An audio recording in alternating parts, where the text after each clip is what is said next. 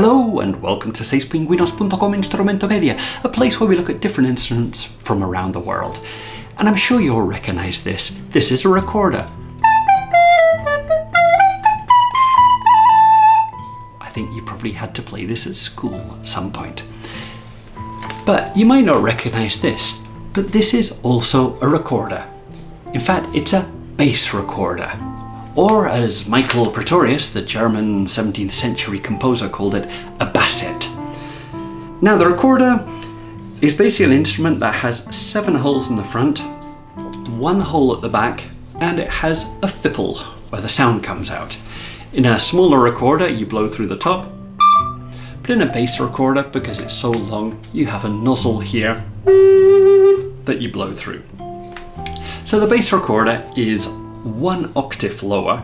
In fact, the bottom note is an F3.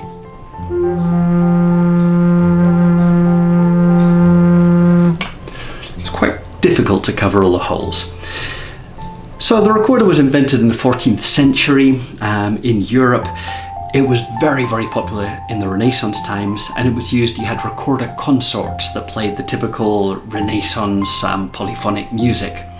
And in those consorts you'd have recorders of different sizes, from the very small ones to the tenor recorders, the soprano recorders, and this would generally be the biggest recorder in the consort, the bass recorder. Although there are 2 others that are even bigger. And the recorder is still used today, as you know. So this is what the bass recorder, or the basset, sounds like.